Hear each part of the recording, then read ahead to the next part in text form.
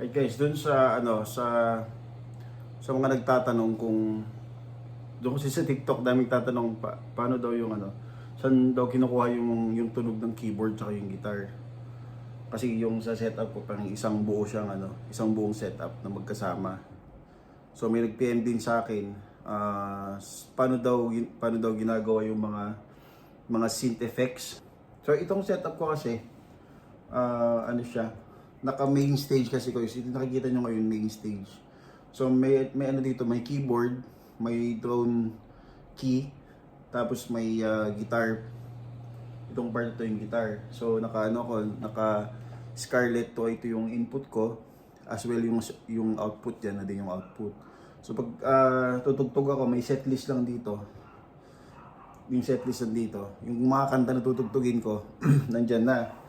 Tapos i-ano ko lang, for example, next song na kami, pipindutin ko lang tong next button dito. Tapos magbabago lahat yung effects nun, depende dun sa kanta.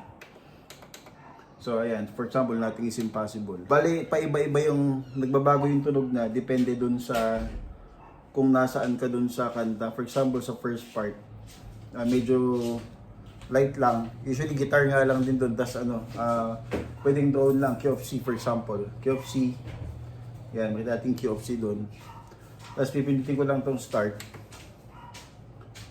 Yan, tapos tataasan ko yung volume ng drone. Yan. So yan na yung tunog niya. Yan. Tapos ako naman sa guitar. Meron ako ditong MIDI pedal. Pipindutin ko lang kung ano yung effects ko. Yan. So makikita nyo dito, may overdrive, delay, tsaka reverb. So by default nakaset lahat yun. So pwede ko siyang i-disable gamit yung pedal ko. Yan. Makikita nyo dito, nawawala siya. Tapos, pwede lang akong mag-guitar. For example, C. Yan. Maliit kasi yung speaker ko.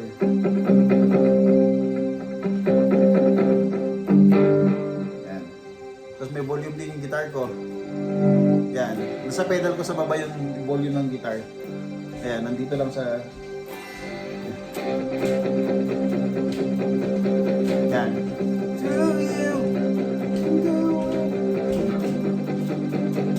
So, ganoon. And then, dito naman sa keys ko, pwede akong maglagay dito ng arpeggiator. For example, itong QFC. Tatasan ko lang tong yung modulation. Nakaset dito yung volume ng arpeggiator.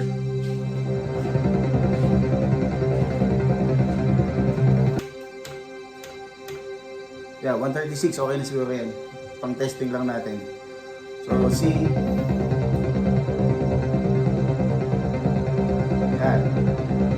Yung arpeggiator, baba ko konti.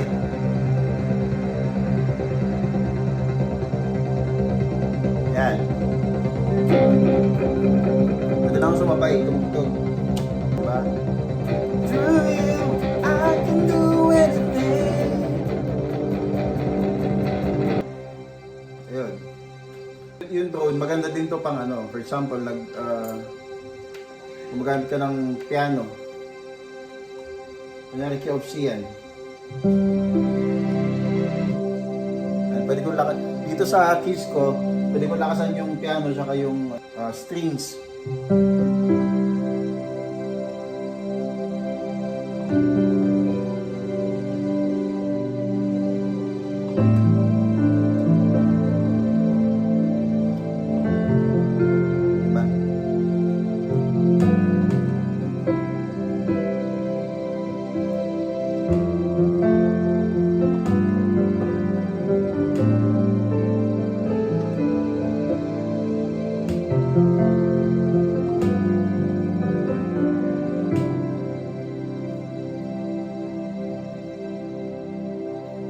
Pwede ko din taasan yung strings.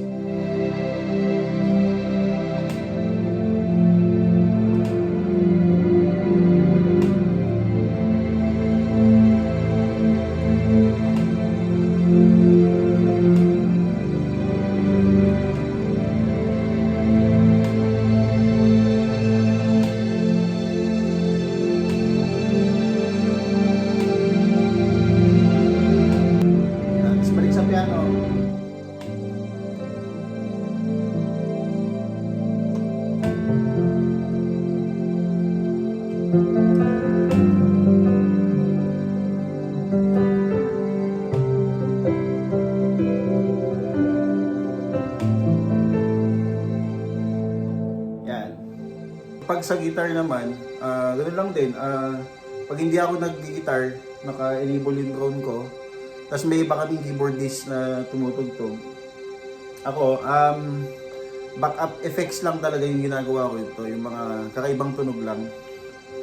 Tapos,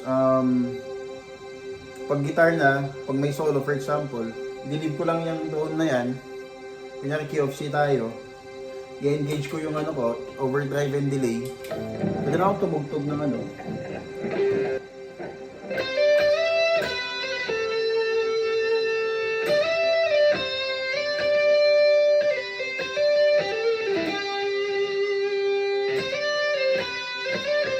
Yan, gusto ko pa mas ma-reverb pa, lalagyan ko na reverb.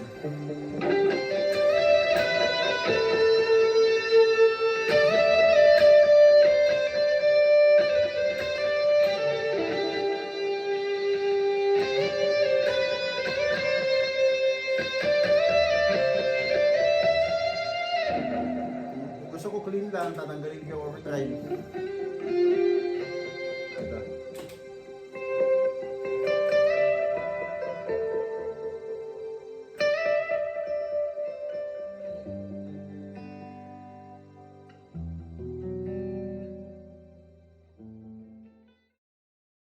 Alright.